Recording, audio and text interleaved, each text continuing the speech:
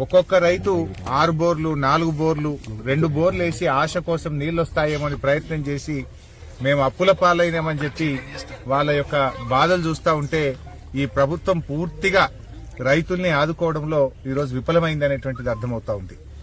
ముఖ్యంగా రాష్ట్ర ప్రభుత్వం గోదావరి నదిలో నీళ్లున్నా కూడా దేవాదుల ద్వారా నీళ్లు పంపింగ్ చేసి రైతులకు నీళ్లు ఇవ్వడంలో ఇవాళ పూర్తిగా వైఫల్యం చెందింది. ఇవాళ వాళ్ళు 6 గ్యారంటీల్లో రైతుల కోసం చెప్పిన ఏ ఒక్క హామీ కూడా కాంగ్రెస్ పార్టీ అమలు చేయలేదు. ఆనాడేమో ఎలక్షన్ ప్రచారంలో అరచేతిలో వైకుంఠం చూపించిన కాంగ్రెస్ అధికారంలోకి వచ్చిన తర్వాత రైతులకు మాత్రం మొండి చేయి చూపించింది. డిసెంబర్ 9వ తారీఖునే 2 లక్షల రూపాయల రుణమాఫీ చేస్తామన్నారు. ఇవాళకి 100 రోజులు దాటింది. బాండ్ పేపర్లు రాసిచ్చిండ్రు, నోటరీ డాక్యుమెంట్లు తెచ్చి ప్రజల్ని నమ్మిచ్చిండ్రు, మోసం చేసింది. ఇవాళ ఆ రోజేమో బాండ్ పేపర్లలో ఇంటింటికి తెచ్చి ఇగో మేము ఎక్కంగానే మొదలే 2 లక్షలు మాఫీ చేస్తామన్నారు.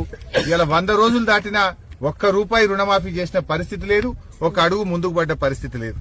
ఇగో మేముండగా మరి 10,000 రూపాయలు ఆ రోజు రైతు బంధిస్తే ఇగో మేము వస్తే 15,000 రైతు బంధిస్తామని చెప్పి నమ్మబలికిండ్రు. కానీ ఇలా 15,000 దేవుడమో ఎరుగు గాని ఇచ్చే 10,000 కూడా ఈ రోజు బంద్ అయిపోయినటువంటి పరిస్థితి. ఇగో ఈ లక్ష్మిని అడిగినా, సత్యమ్మని అడిగినా, నరసింహాని అడిగినా, ఈడ ఎవరిని అడిగినా మాకు రైతు బంధు రాలేదు అని చెప్పి ఇవాళ వాళ్ళు చెప్తా ఉన్నారు. అంటే ప్రభుత్వం కనీసం ఇచ్చే 10,000 రూపాయలు కూడా రైతు బంధు ఇవ్వలేదు.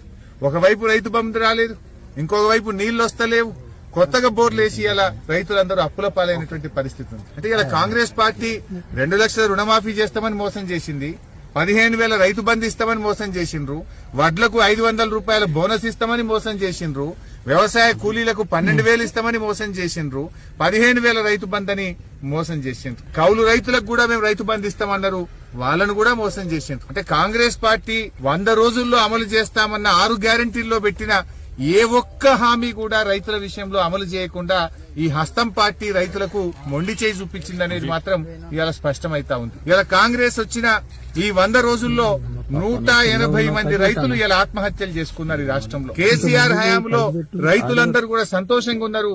2 పంటలు పండినాయి, రైతు బంధు అందింది, కాలువలలో నీళ్లు అందినాయి, బంగారమూల పంటలు పండితే ఇలా కాంగ్రెస్ పార్టీ వచ్చిన తర్వాత నీళ్లు వస్తలేవు, కరెంటు కూడా ఇప్పుడు ఈ ఎస్టీ రైతులను అడిగితే ఎప్పుడు వస్తుందో ఎప్పుడు పోతుందో తెలుస్తలేదు, 14-15 గంటల కరెంటు కూడా చక్కగా వస్తలేదు, మోటార్లు కాలుతున్నాయి, ట్రాన్స్ఫార్మర్లు కాలుతున్నాయి అని చెప్పి ఇవాళ అక్కా చెల్లెలు చెప్తున్నటువంటి పరిస్థితి ఉంది. అంటే ఈ కాంగ్రెస్ పార్టీ వచ్చిన తర్వాత ఇవాళ రైతుల కష్టాలు పెరిగినాయి. కేసీఆర్ రైతు బిడ్డ గనక ఆయన ప్రతి నిమిషం రైతుల కోసం దండలాడిండు. సకాలంలో ఎరువులు ఇప్పించిండు, విత్తనాలు ఇప్పించిండు, కరెంట్ ఇప్పించిండు, కాలువ నీళ్లు ఇచ్చిండు, రైతు బంధు ఇచ్చిండు, రైతు బీమా ఇచ్చిండు, ఇచ్చిన మాట నిలబెట్టిండు కేసీఆర్. కానీ కాంగ్రెస్ పార్టీ రైతులకు ఇచ్చిన ఏ ఒక్క హామీ కూడా అమలు చేయకుండా అడుగడుగున రైతులకు మోసం చేసింది. ఇలా రాష్ట్ర వ్యాప్తంగా దాదాపు 20 లక్షల ఎకరాల్లో పంట ఎండిపోయింది. వడగళ్ల వానబడి లక్షలాది ఎకరాల్లో పంట నష్టం జరిగింది. ఈ ముఖ్యమంత్రి గారికి గాని ఈ మంత్రులకు గాని కనీసం రైతుల్ని ఓదార్చే ఓపిక లేదు. 180 మంది రైతులు చనిపోతే ఒక్క మంత్రి కూడా పోయి ఇప్పటిదాకా ఒక రైతును పరామర్శించిన పాపాన పోలేదు. ముఖ్యమంత్రి ఏమో ప్రతిపక్ష నాయకుల ఇళ్లకు పోయి పార్టీలకు తెచ్చుకున్నానికి ఆయనకు టైం దొరుకుతా ఉంది.